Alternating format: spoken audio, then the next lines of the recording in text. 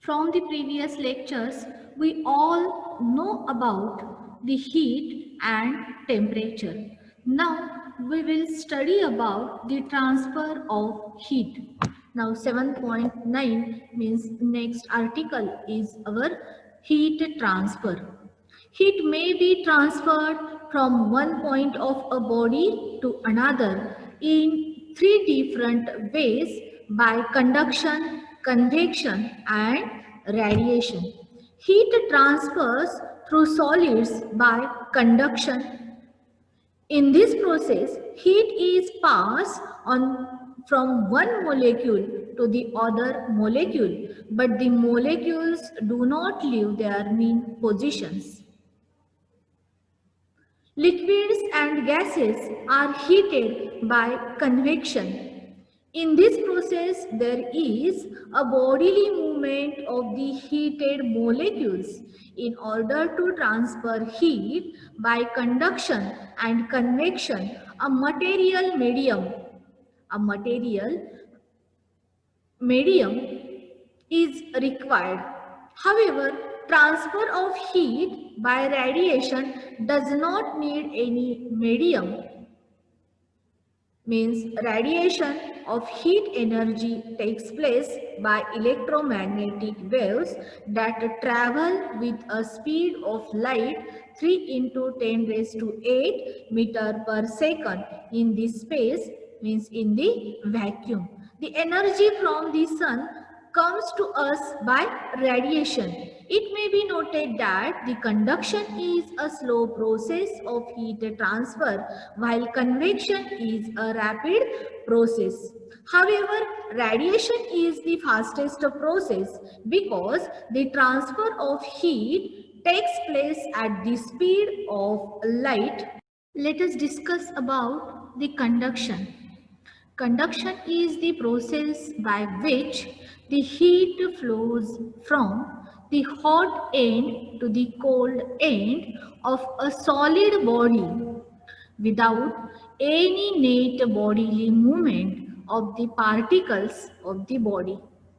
Heat passes through solids by conduction only when one end of a metal rod is placed in a flame while the other end is held in hand. The end held in hand slowly gets hotter, although it itself is not in direct contact with the flame. We say that heat has been conducted from the hot end to the cold end. When one end of the rod is heated, the molecules there vibrate faster. As they collide with their slow moving neighbors, they transfer some of their energy by collision to these molecules, which in turn transfer energy to their neighboring molecules, still further down the length of the rod. Thus, energy of thermal motion is transferred by molecular collisions down the rod. The transfer of heat continues till the two ends of the rod are at the same temperature in principle, but this will take infinite time. Normally, various sections of the rod will attain a temperature which remains constant but not the same throughout the length of the rod. This method of heat transfer is known as or is called as conduction. Those solids, substances which conduct heat easily are called good conductors of heat. For example, silver, copper, aluminium, brass, etc. All metals are good conductors of heat. Those substances which do not conduct heat easily are called bad conductors of heat. For example, wood, cloth, air, paper, etc. In general, good conductors of heat are also good conductors of electricity. Similarly, bad conductors of heat are bad conductors of electricity also.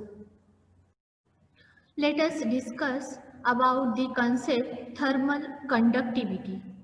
Thermal conductivity of a solid is a measure of the ability of the solid to conduct heat through it. Thus, good conductors of heat have a higher thermal conductivity than the bad conductors. Let us see in the figure. Suppose that one end of a metal rod is heated. The heat flows by conduction from hot end to the cold end. As a result, the temperature of every section of the rod starts increasing. Under this condition, the rod is said to be in a variable temperature state. After some time, the temperature at each section of the rod becomes steady, that is, does not change. Therefore, temperature of each cross section of the rod is constant but not the same. This is known as a steady state condition. Under this steady state condition, the temperature at points within the rod decreases uniformly with a distance from the hot end to the cold end. Therefore, the fall of temperature with a distance between the ends of the rod in the direction of a flow of heat is known as a temperature gradient. Therefore, temperature gradient is nothing but T1 minus T2 upon X, where T1 is the temperature of hot end, T2 is the temperature of cold end, and X be the length of the rod. After discussing about the thermal conductivity, now discuss about the concept coefficient of thermal conductivity.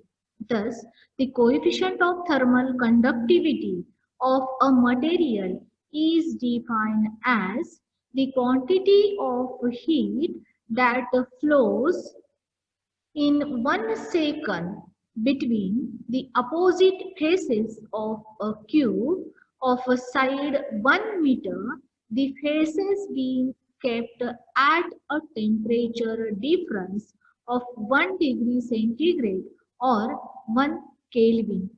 Consider a cube of each side X and each face of cross-sectional area A. Suppose its opposite faces are maintained at temperatures T1 and T2, where T1 is greater than T2, which is shown in this second figure C. This experiment shows under a steady state condition the quantity of heat Q that flows from the hot phase to the cold phase, which is directly proportional to C. Under steady state condition, the quantity of heat Q that flows from the hot phase to the cold phase is directly proportional to the cross-sectional area A of the phase, that is, Q is directly proportional to A, then which is directly proportional to the temperature difference between the two phases, that is Q is directly proportional to T1 minus T2, then also directly proportional to time T, which is in seconds, for which heat flows, that is Q is directly proportional to T, then inversely proportional to the perpendicular distance x between hot and cold phases, that is Q is inversely proportional to x. Now combining all above these four factors, we have the quantity of heat, that is Q is directly proportional to A into T1 minus T2 into small t upon x, that is Q is equal to Ka into T1 minus T2 into small t upon x, where K is a constant of proportionality and is called the coefficient of thermal conductivity. Its value depends upon the nature of the material. If A is equal to 1 meter square and T1 minus T2 is equal to 1 degree centigrade or 1 Kelvin, and T is equal to 1 second and X is equal to 1 meter, then from equation Q is equal to Ka into T1 minus T2 into T upon X. From that equation, we get Q is equal to K. Therefore, we have K is equal to Qx upon A into T1 minus T2 into the SI unit of coefficient of thermal conductivity K is a joule per second per meter per degree centigrade or joule per second meter per Kelvin, and its dimensions are L raised to 1, M raised to 1, T raised to minus 3, K raised to minus 1. Also from equation Q is equal to Ka into T1 minus T2 into T upon X. We also have Q by T is equal to Ka into T1 minus T2 upon X.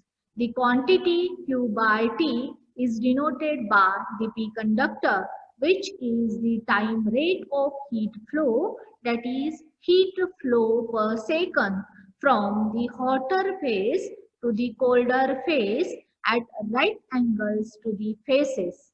Now, using calculus,